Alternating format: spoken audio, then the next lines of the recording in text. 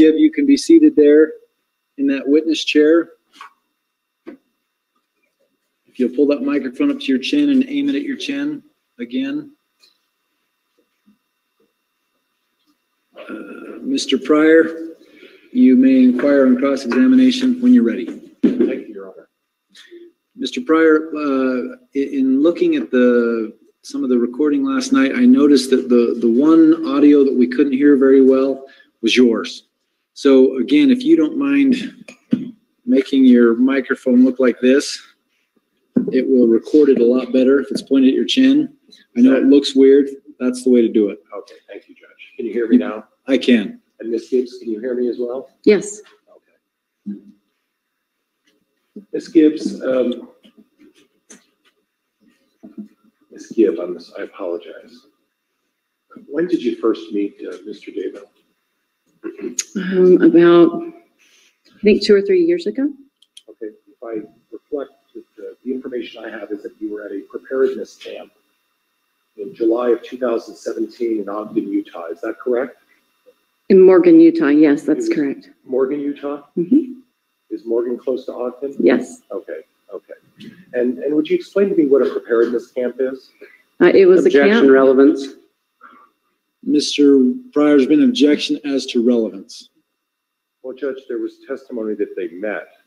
I think I can inquire as to the nature of that relationship and what they were both there for, and I don't think it's necessarily irrelevant. There's a discussion. It's much like we went to a concert or we went to a play. It's the same thing. I think I'm allowed to inquire about that. I don't see that that's necessarily irrelevant. I'll overrule the objection. You may continue with that question, Mr. Pryor. And again, ma'am, before Mr. Wood injected his objection, there was a question about what is a preparedness camp? It's a camp where people get together, families and individuals, where they're learning about how to cook outside or how to filter water. You may not have those types of things readily available to you, that you could learn to do it if you didn't have electricity, things like that. Okay, well, I noticed when I was listening to your tape, and obviously I've heard that before, there were some religious references on that tape between you and Miss Vallow. And I'm just curious as to whether this preparedness camp has any kind of a religious undertone as well. Objection, relevance. Overruled. I think there was a lot of religious undertones that were put forth yesterday. I'm going to allow Mr. Pryor to go down this road in a limited way here today. I'm going to allow that question. And again, there was a religious undertone, and I don't want to go into complete detail about this, and it's not necessary. But I would like you to explain what is, in your mind, the religious nature of these preparedness camps. Your client was one of those people that spoke at that, and he was expressing his visions and dreams. I'm going to move to strike. The question is what's the religious undertone? It's not what my client participated, ma'am. It's what is the undertone of this? So I'd like you to answer my question as opposed to pushing some blame on my client. So would you answer the question? Objection, this is argumentative. Hold up, we're going to take a timeout here. Mr. Pryor, I want you to ask the question. Ms. Gibb, I want you to answer the question that Mr. Pryor is asking you. I'm not going to tell you how to answer that question, but I want you to listen carefully to the question that he asks. Understand, after Mr. Pryor asks you these questions, Mr. Wood will get a chance to offer any redirect if he deems that's necessary, which can often provide clarification.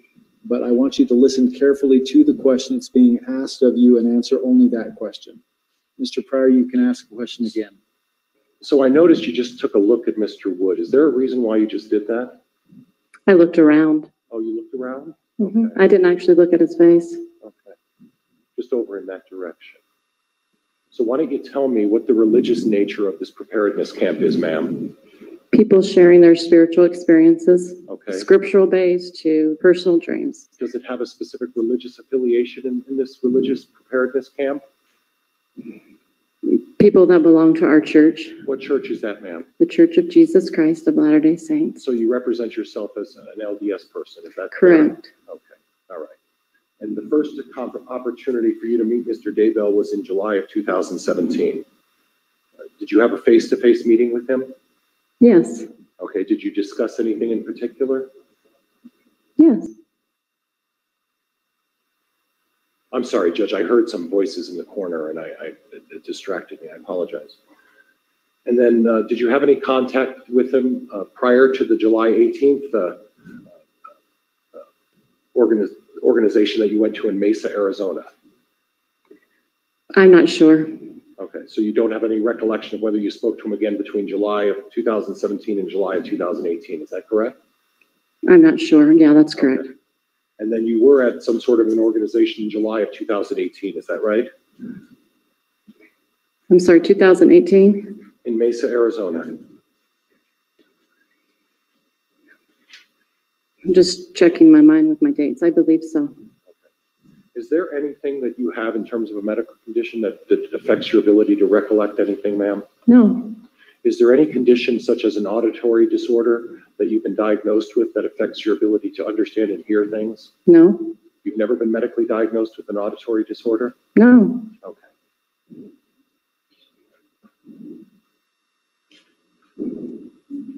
At some point you met Laurie Vallow, is that correct? Correct. And when was that? October 2018. Did you meet Chad Daybell at the same time? No. That was a different occasion. And where did you meet Miss Vallow, ma'am? In Mesa, Arizona at a church building. Okay, and what was the nature of the proceeding that you were at? Was it a preparedness camp again? No, it was a held by the church, inside the church, about preparedness type of classes that they asked me to speak on. Okay, and this was the church that was supporting this preparedness situation was part of the LDS church, is that correct? Yes, but these groups are separate. I'm sorry, say that again? These groups are not affiliated with each other. Okay, okay, but it was at an LDS church and it was an LDS sponsored event, is that correct? Mm-hmm. Okay, was Mr. Daybell there? No. Okay. And then on July of 18th, when you met him in Mesa, Arizona, when is the next time that you met him? I met him, we saw each other in October 2018, probably a week or two after I met Laurie. Okay. And that was in St. George? Yes.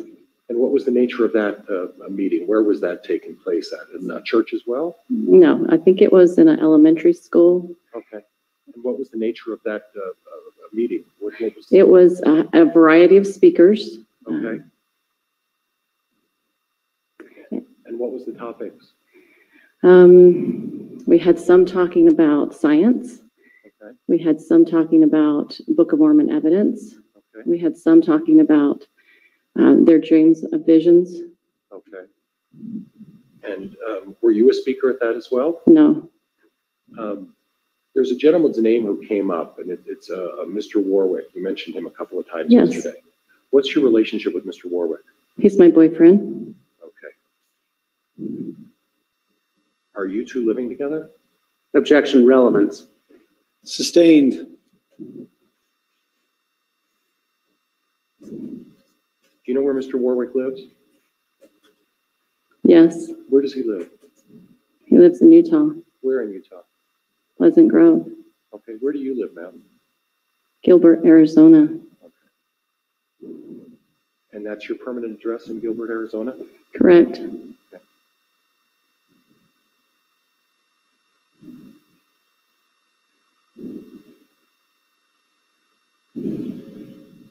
And again, the October 26th at St. George, did that have religious overtones as well? Yes. And that was also somewhat sponsored by the LDS Church, is that correct? Not by the church, by individuals. Okay. But the theme of that was consistent with what your religious faith is that correct? Correct. And are you telling me that on October 26th, Mr. Daybell was there as well? Yes. Okay. If you could speak a little closer to your mic. Okay, I'm sorry. Thank you for telling me that. Mhm. And Mr. Daybell, do you recall what his topic was at that time on October of 2018? Yes, he talked about the different visions he had of what he saw was going to happen in the last days. Is that something that interested you? Yes. Is that something that's inconsistent with your religious beliefs? No. Okay.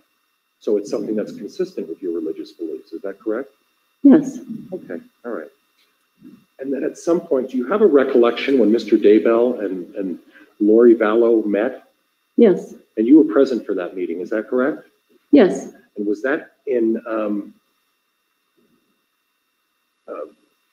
Arizona? No. As you recall, I said St. George, Utah. That was on the 26th of 2018 in St. George. That's correct. Okay.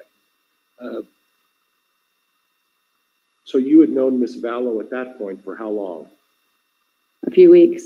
Okay. Did you form a friendship? Yes. Was it an immediate friendship? Yes. Would you describe, obviously I heard some of your testimony on that tape, but from that time in October until, maybe the beginning of last year, you had a very close friendship. Would that be fair? Yes. Sisters? Possibly. Well, possibly, or were you that close? We were close. Okay. You shared a number of things. Yes. You shared your belief about having visions about things that may happen in the future, correct? Not my visions, not her visions. Okay. But you're not in disbelief about having visions about things, are you? I'm not in disbelief. Right. Okay. Can you tell me how many times you spoke with the Gilbert Police Department? Oh, multiple times, maybe 5 or 6. Okay. Do you have a recollection of the first time you spoke with the Gilbert Police Department? I believe it was December. I'm sorry, in person or on phone? On the phone? On phone. I believe it was December 7th or 8th. Is it possible that in November, Officer Pillar left you a phone message to get back to him and call him? In November. Yes. Okay. And then in November, you didn't call him back right away, is that correct? Correct. And then at some point, you did have contact with him. Did you initiate the contact, or did Officer Gilbert initiate the contact? Well, he first initiated it, and then I secondly initiated it. So you called him back? Correct. Sometime after he had called you, correct? That's correct. How much time passed between when he left the message and when you got back to him? I would say within an hour, possibly. Okay.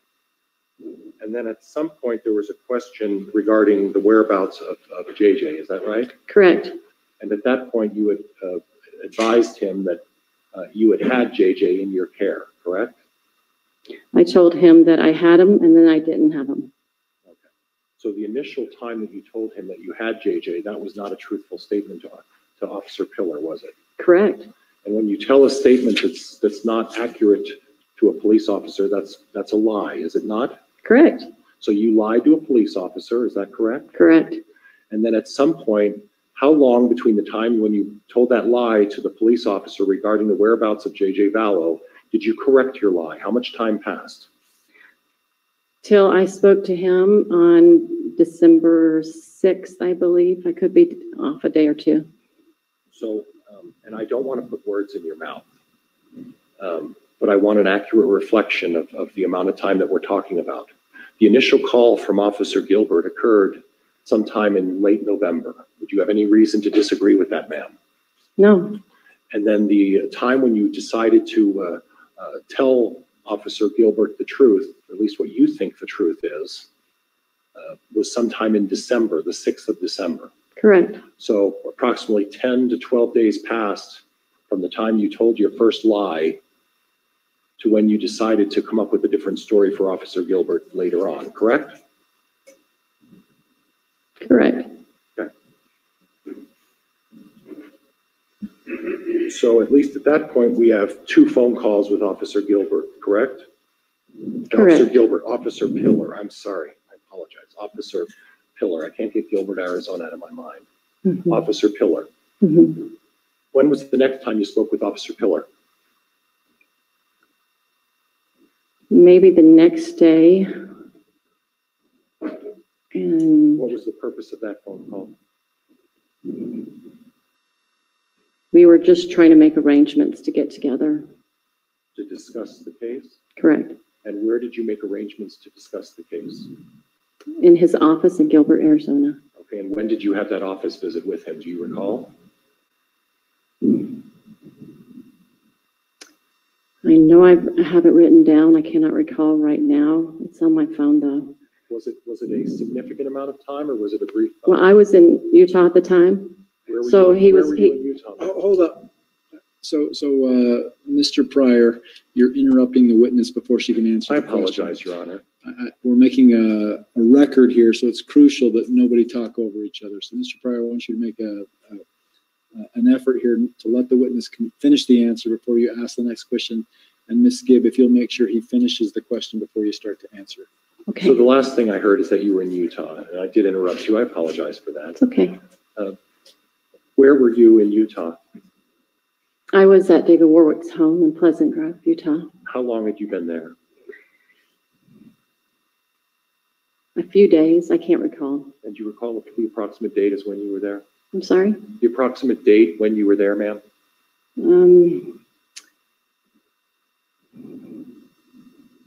I don't have those dates memorized right now. Okay.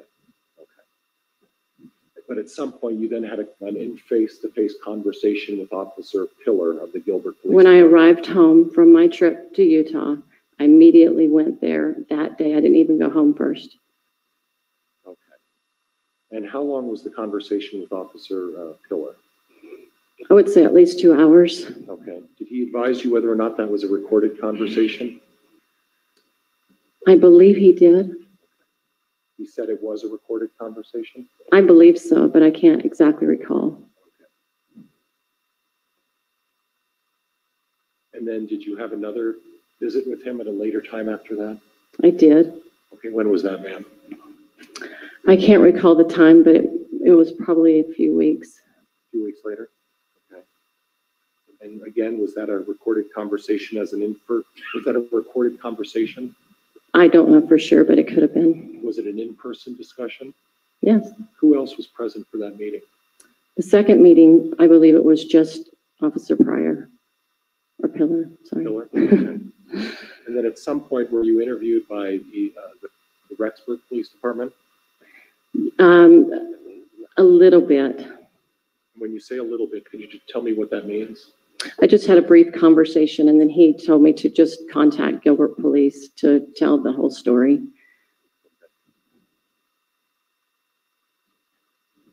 Did you have any other visits with the Gilbert Police Department after that, the last one you spoke of? Yes. Okay. When was the next one? Oh, could have been like a month or two later. I can't recall.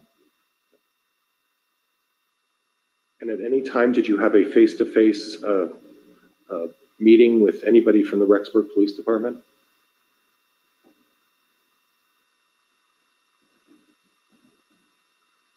Not until just a few months ago when they came down to speak to me. Okay. And who came down to speak with you? Detective Ball and Detective Hermosillo and Rob Woods. Right. So at that point, do you recall what that date of that meeting was?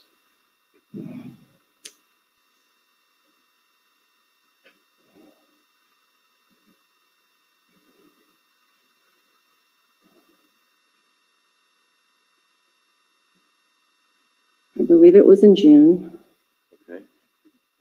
But I can't recall the date. Okay. And again, that meeting, Officer Hermosillo was present? Correct. Did Officer Hermosillo say that he was recording that conversation? I do not know. Did you recall whether he told you that? I can't recall. Did Lieutenant Ball say he was recording the conversation? I cannot recall. Okay. Mr. Wood was present for a discussion with you in June as well, because he was present for that meeting. Is that correct? That's correct. Okay. And the topic of discussion was Laurie Vallow? It was everybody. Okay. And everybody meaning Laurie Vallow, correct? Correct. Chad Daybell? Correct. Alex Cox? Correct. Was there also a discussion about potential difficulties you might have as a result of lying to the Gilbert Police Department? No. There was never any reference or any offer of any deal to testify about anything, and they would forego going after you for lying to a police officer? No. And you've never been offered anything by anyone in regards to the fact that you lied about, or at least you. Objection asked and answered. Mr. Pryor? I judge it's a different question. It's a slightly different question. I'll allow you to ask the question. So again, Mr. Wood has never specifically offered you any deal to testify in any manner in this case. Is that correct? Never. Okay. And when you came into town, when did you arrive in town this week? Saturday. Okay. Did you have a meeting with Mr. Wood prior to testifying today? Yes. Did he tell you what to say on the stand? No. Did he coach you in any way? No. Did he ask you to testify in a certain manner or wear a certain amount of clothes a certain way? No. He didn't tell you anything. We talked about a lot of things. Well, that's what I'm trying to get into. It wasn't the weather, was it, ma'am? No. It was about how and what you were going to say in this hearing today, correct? He asked me questions and I gave him answers. Do you know whether or not that recording, that conversation was recorded or not? I have no idea. So if what you're telling me is that when you arrived here on Saturday, you had a meeting with Mr. Wood. Who else was present for that meeting? David Warwick and two of the women he works with. Okay, two of the women Mr. Warwick works with? No, Rob Woods.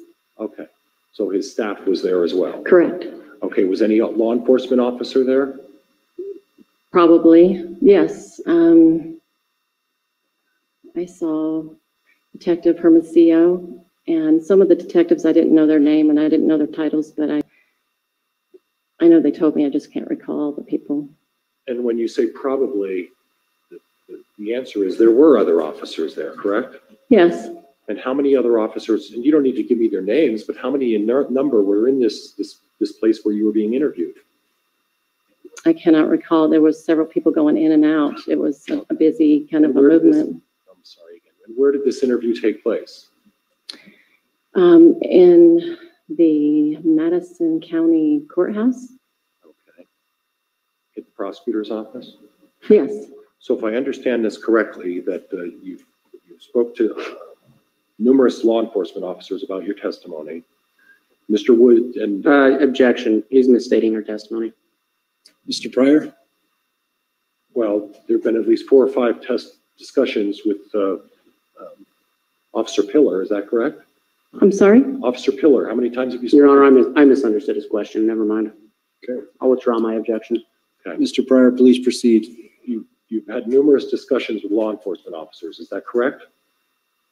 Yes. If you could speak a little closer to your mic. Okay, I will. Other than Officer Hermosillo and Officer Ball and Officer Pillar from the Gilbert Police Department, have you spoken to anybody with the FBI? Yes. And how many times did you speak with the FBI? Maybe 2 or 3 times. When were those, ma'am? Oh.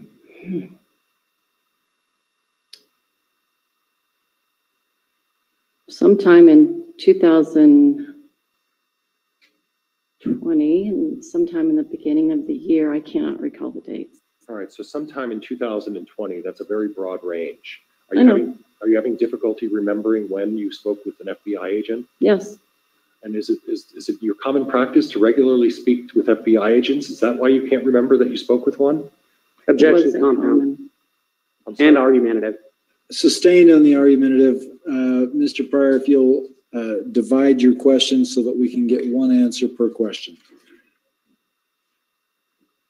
You testified that sometime in 2020 you spoke with the FBI. Did you speak to him in August of 2020? I can't recall. Okay. August? That would be this month. That would be. So that's why I'm trying to wonder whether or not you can't recall because there's... I didn't speak to anybody in August. Okay, did you speak to anybody in July of 2020? I don't think so. June of 2020. I'm sorry? June of 2020, did you speak to the FBI? Probably not, but I can't recall. Okay. Did you speak to the FBI in May of 2020? I can't recall. Do you have any recollection of any month that you may have spoken to the FBI? No. Okay. So you don't remember even talking to them? I remember talking to them. You just don't know what month it was? I want to be accurate, so I don't remember. Okay. Okay. So in 2019, do you have a more distinct recollection of when you spoke with the FBI?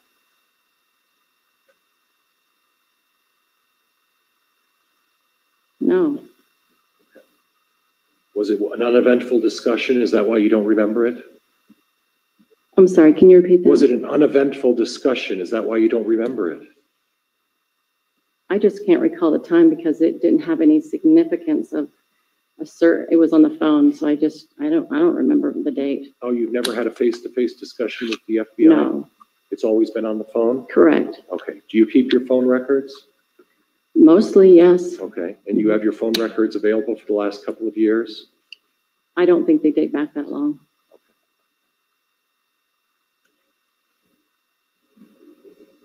I want to switch gears a little bit, if we may, and I'd like to talk about Alex Cox. How would you describe your relationship with Alex Cox? A friend, friendly with each other.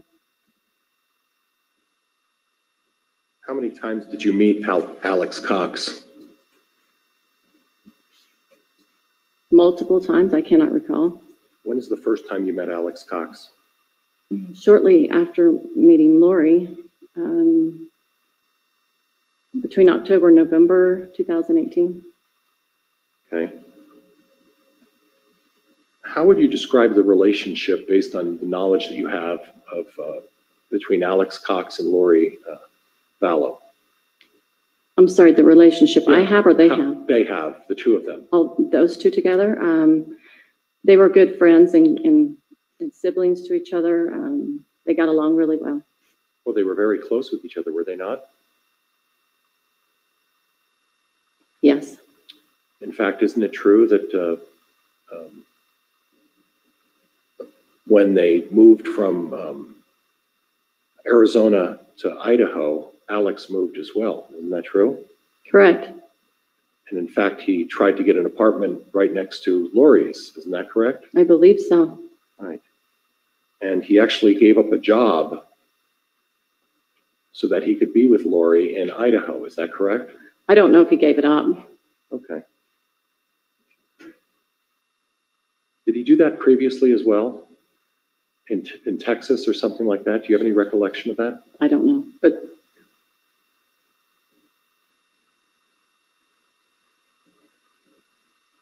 so when you describe they have a close relationship, it was a little more than close. They were extremely close, weren't they? Objection, speculative. There's no speculation. It's a specific question. Ms. Were they Gibb, extremely close? Ms. Gibb, I'm going to authorize the question to be answered if you know the answer to that question. I would say yes. Okay. Now you listened to the tape recording that you recorded, and that was in what was that? November? Was that December of last year? Is that correct? That tape recording, the 21-minute record with Laurie. Yeah, December 8th. Okay. You remember the date? I did. Okay. Were you prompted by law enforcement to make that phone call? Nope. You did that on your own. Yep. And the questions you asked were questions that you planned ahead of time to ask Laurie about what was going on, correct? Correct. And you planned this as a means of trying to gain some information to somehow either clarify things for you, correct? Partially correct. I had many objectives in that, and that was Okay. one of them, Okay. to show my innocence. Okay. And one of the other objectives, then we'll talk about that, is to impress upon the police that you did nothing wrong. Is that correct? Correct. And you needed to prove to the police that you were innocent of no wrongdoing. Is that correct? That wasn't my full objective. But it was one of the objectives, wasn't it? Yes. Now, I took the liberty of listening to that tape a number of times, and I found something quite interesting, is that Laurie Vallow said on the tape that she would not tell anything to Al. When she said she would not tell anything to Al, who's the Al she's talking about? Her brother. That would be Alex Cox. Correct. And she also talked about not telling you anything as well, correct? Correct.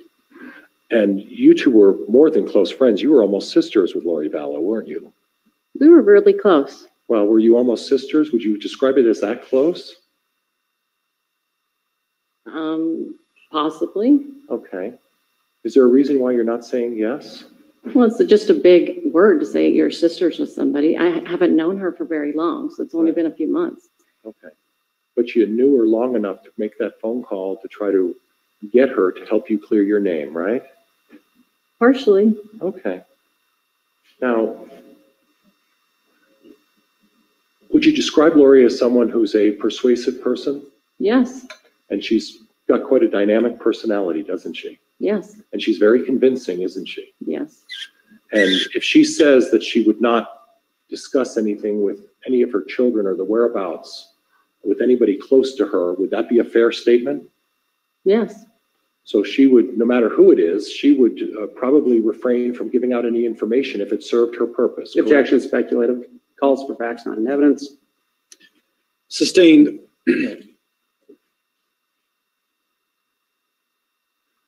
I'd like to talk a little bit and switch gears a little bit. You went down to, You came to Rexburg around the 19th of September, is that right? Yes. Okay. Yes. And part of your visit, you brought your boyfriend at the time, David Warwick, correct? He met me there. Okay, you guys met there. Correct. And then you were staying in, and I've had an opportunity to go through all of the police reports and all the evidence, but you were staying in Laurie Vallow's apartment, is that correct? Correct. And you and David were staying in Tylee's room, from what I understand the statements that were previously given, is that correct? I was. Oh, where was David staying? In JJ's room. Okay.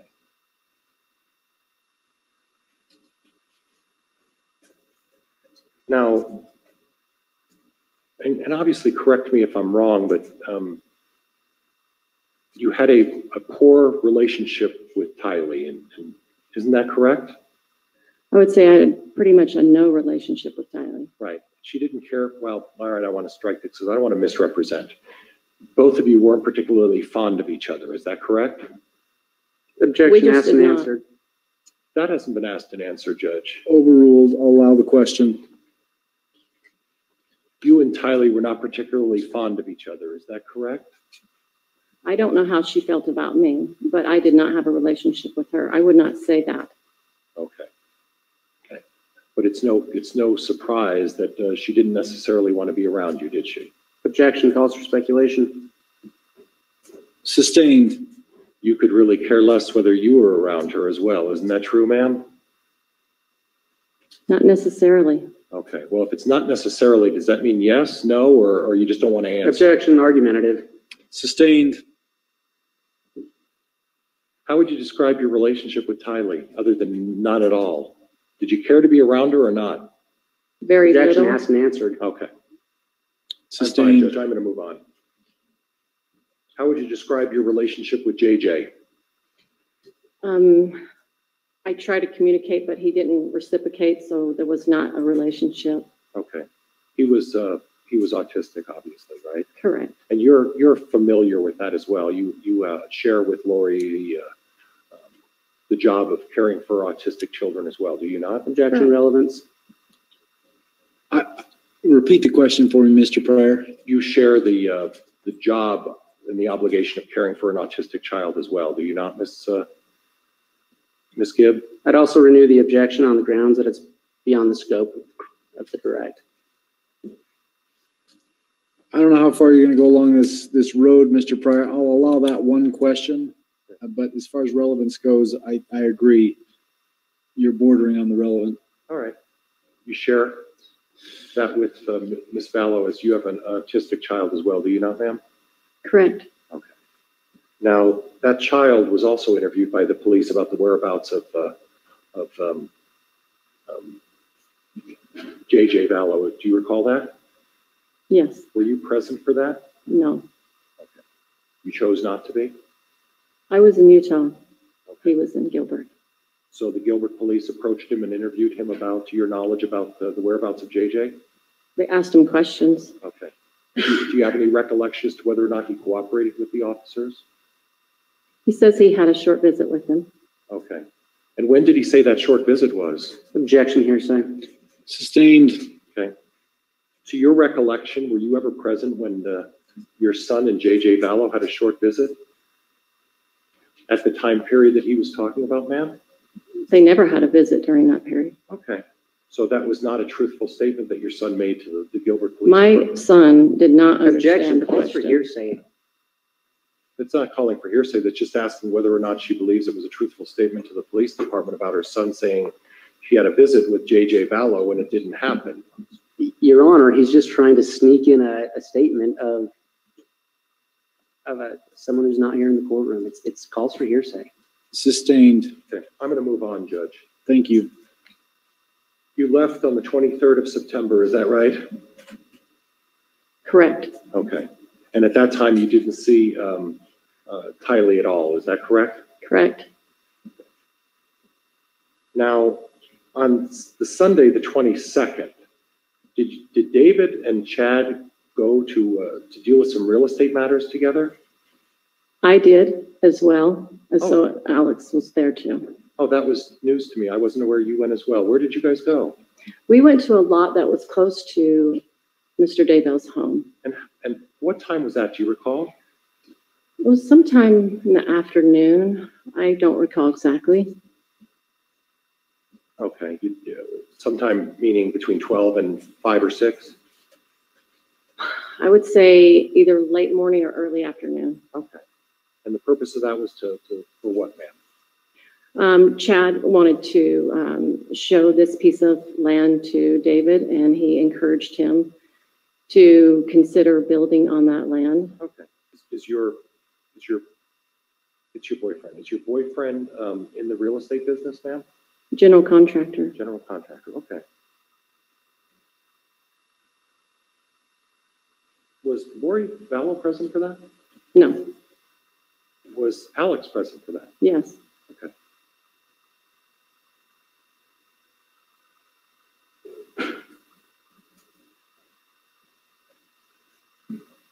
And what time did that end?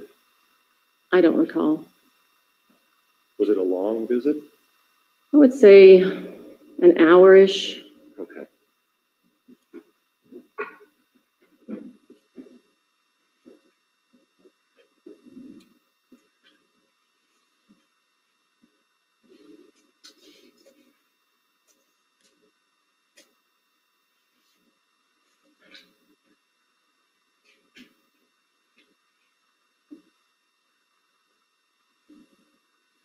Now on the night of the 22nd, Alex Cox was babysitting JJ. Is that what I recall from your testimony? Yes. Okay. So I'd like to go through a brief timeline, if I may. Okay. So you got back from a real estate event sometime late afternoon, something like that. Is that correct? Something like that. Then you and your boyfriend drove over to Laurie's apartment? After that meeting, yes. Yeah. Did Alex go with you in the same car? No, he had his own vehicle. Okay. Did Alex go over to Laurie's apartment as well that day afterwards? I don't recall when he did. He was in and out often. He was, I'm sorry, what? He was in and out. He would come in and out of the house, so I don't recall exactly when he arrived or exactly when he did. I don't remember. He had an ability to just visit Laurie. They were very close in that he would just come in when he felt like it. Is that fair to say? I would say that's fair. Okay. All right. And so at some point on the 22nd, he was coming in and out, correct? Yes. You talked a little bit about Alex carrying JJ back into Laurie's apartment. Correct. Do you recall when that was approximately? As I shared yesterday, it was sometime between the hours of 9 p.m. to midnight-ish. Did Alex stay in the apartment that night? And not to my knowledge. Well, how big of an apartment is this? There are 3 bedrooms upstairs and none downstairs. So with you in one bedroom and your boyfriend in the other bedroom and Laurie in a bedroom, where was JJ? He had like a little bed in the corner of her room. Okay. And so that's where she would have him sleep. Oh, okay. Was that a permanent structure in there, ma'am? It was a Permanent bed bed? in a corner. Okay. And to your knowledge, was JJ there at night between 9 and 12? To my knowledge, she was. And Alex put him to bed, is that correct? I just remember him coming in the house holding him, and then I turned back to the recording that I was doing that evening. Okay. And what was the nature of the recording, ma'am? We were recording a podcast with Laurie present, and we were interviewing David, and he was sharing a lot of his personal spiritual experiences and conversion to our church. Okay, and that's the LDS religion? Correct. So Laurie was actively involved as well in the LDS religion at that time during that meeting as well, correct? Correct. And she shared the same beliefs that you share in terms of the religion, is that correct? Correct. And Chad shared the same religious beliefs as part of the LDS church as well, correct? Correct. Okay. So all of you, David, yourself, Laurie, and Chad all share the same and are consistent with your LDS beliefs. Is that a fair statement? Yes. Okay, thank you. You got up in the morning on the 23rd? Sometime. Do you recall about what time, ma'am? I don't. Okay. But you do recall that JJ wasn't there? Correct. Well, if you didn't know he slept there when you were doing your podcast, how did you know he was there? Wasn't there? As I said, I don't recall seeing him. I never recall seeing him. Oh, so he may have been there. I didn't see him. Okay, but he may have been there or he may not have been there. Would that be a fair statement? Sure. Well, I don't need sure. Is that a fair statement or is it an unfair statement? It could be fair. Okay, thank you.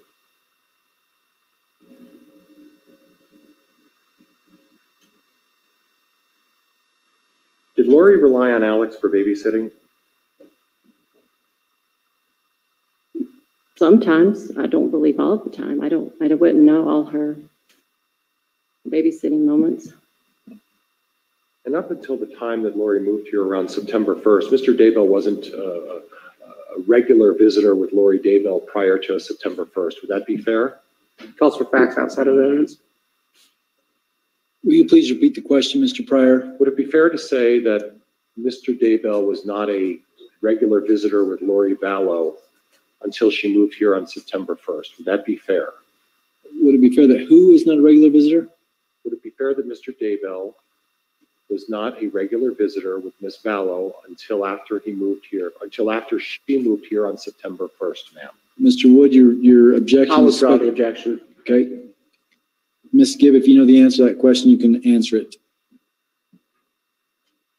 I know according to knowledge from what Laurie shared that they visited often. Oh, they did. Was that prior to September 1st? Yes. Oh, so he would go to where was Laurie living? She lived multiple places. Well, let's talk about that. Where was she living prior to September 1st? She was living in Chandler, Arizona. Okay, did she move somewhere else prior to Chandler? Yes. Where she lived? She lived in Texas. I'm sorry. Yes, Texas.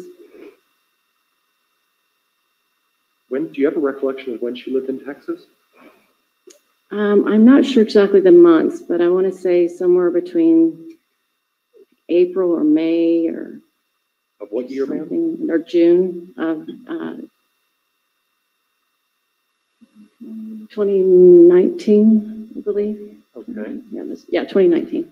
And about how long did she live in Texas, ma'am? It seemed that it was around 2 months. It could have been a little bit more, a little bit less. And then she moved to Chandler, Arizona, is that correct? Correct. Did she live any place after Chandler before she came to Rexburg? I don't think so. No, You said multiple places. That's what I'm trying to get at. Was it just 2 places? no. So she lived with Alex Cox for a period of time. Oh, when did she live with Alex? So the beginning of 2019, after she left Charles, and she also lived in Hawaii for a period of time. So, Right. was Was she in Hawaii? And I'm not talking about the time that she was with Chad. Was she in Hawaii with Alex as well? I don't think he was there. I don't know for sure. It's possible he was in Hawaii as well. I don't recall it. He had a habit of kind of following her, didn't he? Well, I don't know following, but they were around each other a lot. And then she went to his house to live. So Right. she went over there. So they were pretty strongly bonded with each other, weren't they? Yes.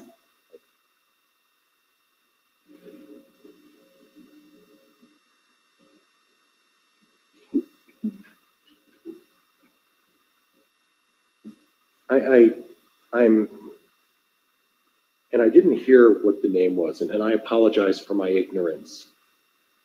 Talk to me a little bit about, I think you said King Noah. Was it King Noah? Is that what you mentioned on the tape when you were talking to Laurie Vallow? Yes. Okay. And the date of that conversation with Laurie was when? December 8th again? Yes. And I missed, I was having some difficulty kind of gathering what the reference to King Noah was about. Tell me about that. She brought the reference up to the fact that a prophet named Alma, and she asked me about Alma. And so I explained to her, the people that were surrounded with that occurrence of Alma's experience. What's the occurrence of Alma? Mr. Pryor, you keep interrupting the witness, so it's extremely difficult for me to hear the last few words of her answer before you answer. So if you'll please allow her to finish before you interrupt. Again, Your Honor, I apologize. No problem. So, ma'am, I'm sorry, and I'll try to do better. I'm just intrigued by this, and obviously, please excuse my ignorance. Tell me a little bit about Alma. Alma was a prophet, but before he became that prophet, he was in a court as a high priest to a king called King Noah. But this King Noah was a very unrighteous king. Okay.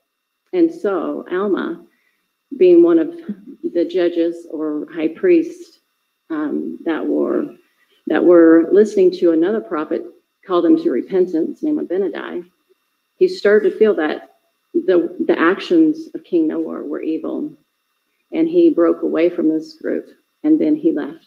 Okay. And I got the sense that there was some sort of adultery undertone there. Am I misunderstanding that? Yeah, King Noah and his group of people tend to be breaking the commandments, and he became an unrighteous prophet. Okay, so adultery is obviously that's. Your Honor, I objection relevance. Mr. Pryor, do you want to respond to that? Well, Judge, there was some reference to Ms. Vallow's behavior and some reference to King Noah and Angel Maroney or something like that. And I think, quite honestly, I ought to be able to inquire if the tape was played, it was presented as evidence. And I think I at least ought to inquire what that reference and what she was referring to. So that's what I'm trying to get at is get an explanation of what that reference was, because I am terribly confused about what they were talking about. Objection overruled. I'll allow the questioning. Okay. So was adultery part of this, the dynamic of this issue with King Noah and the such? It was multiple things that King Noah. I said riotous living. Okay. What do you mean by right? Gotta stop. I'm sorry, Judge. Go ahead. Well, I don't know everything that they were doing in the scriptural reference other than they noted it. So whatever that meant in their day. So in multiple things, adultery obviously was one of those, correct? It was one of those. Okay. And in the scripture that you're referring to, is there a biblical source of that information and that story that you're telling me? Which scripture reference are you referring to? The one about King Noah that you were discussing with Laurie Vallow. What is the source? What is there a book or a document that story is told in? Oh, it's in the Book of Mormon. It's in the Book of Mormon. Okay. Correct. So your reference with Laurie, obviously she understands that because she was actively and still participating in the LDS religion. Correct. And Mr. Daybell was actively participating in the LDS religion, correct? That I know of. Okay. And you were actively participating in the LDS religion. Correct. So all of you understood the references that you were talking about. That's what I was trying to get at. And thank you, ma'am, for explaining that. I didn't understand, okay? And please excuse my ignorance.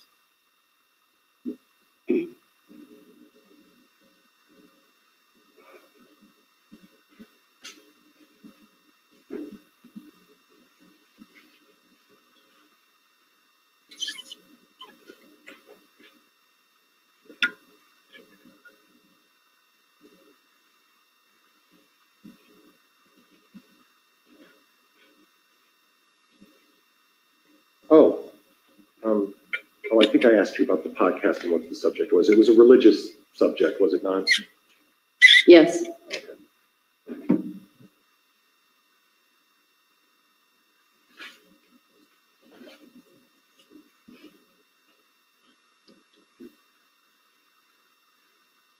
Oh, I did. And thank you. Mr. Daybell was a author, is that correct? Is he an author? Yes. Correct. And he writes fiction, is that correct? I haven't read all his Objection books. is beyond the scope, relevant. Mr. Pryor?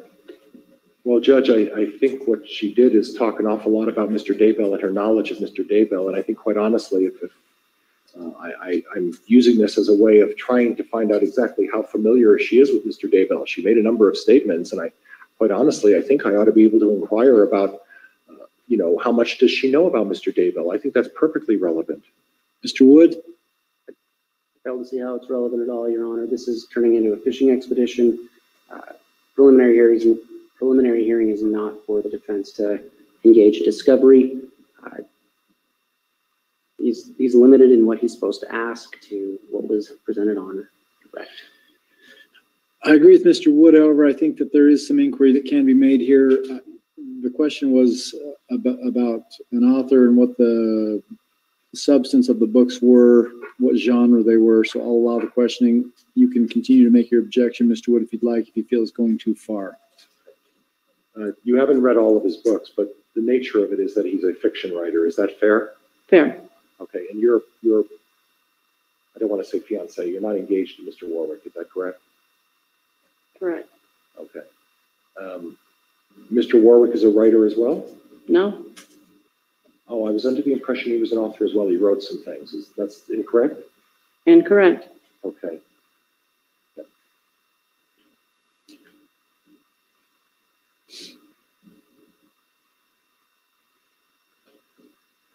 Judge, I have nothing further. Thank you very much. And thank you, Ms. Gibb. I appreciate your patience with me.